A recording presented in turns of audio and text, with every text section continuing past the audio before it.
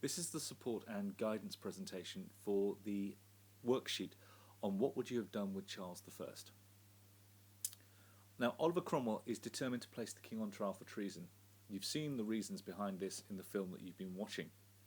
Cromwell is convinced that the king will be proven guilty, but there's a problem with putting the king on trial. There's lots of problems with putting the king on trial. Firstly, not everyone is convinced that this is the right plan. Should the king be found guilty, should he be punished, and how should he be punished? Any ordinary person found guilty of the crime that Charles is accused of, that is, the crime of treason or a crime against your country, would be hanged. But Charles, as he says in his trial, is no ordinary prisoner. He is the king, he's appointed by God. Is he the law? Is he above the law? Cromwell says himself, the king is not England, and England is not the king. Is he right?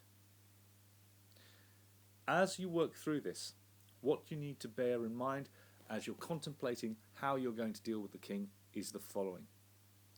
The Civil War has been long and hard. In fact, in terms of the amount of people who've died, it's the bloodiest war in British and English history. The people of England demand peace. You're their new leader.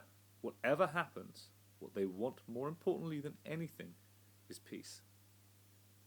And secondly, you need to hold on to power in order to make sure that the country is governed and that the people have faith, they believe in you. The country has wounds that need to be healed. So when you're thinking through this process, you need to take a short-term and a long-term and a mature approach to coming up with the conclusions. In the table that I'm going to show below, what you need to do is to consider the points for and against each of the possible options that you have on how to treat the king. You might have singular points, you might be able to come up with more than one point for each of these.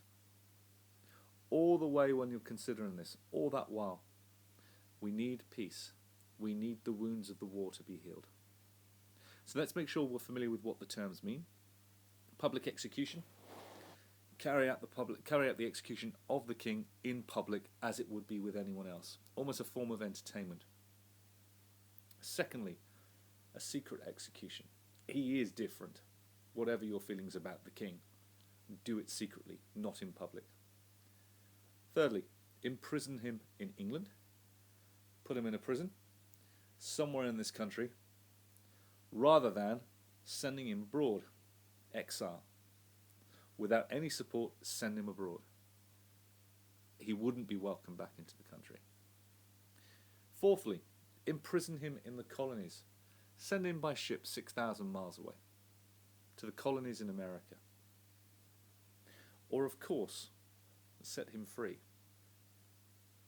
Even if you believe he's guilty. Again, he is the king. He is no ordinary prisoner. Finally, any other forms of punishment that you might think appropriate. So one more time, the for and the against for each of these, bearing in mind that England needs peace, and the wounds and the hatred that have divided the country through the Civil War need to be brought to an end. You have to make sure that the country has peace and that you continue to rule the country. Think very carefully about the choices that you make, because you will be expected to make a recommendation.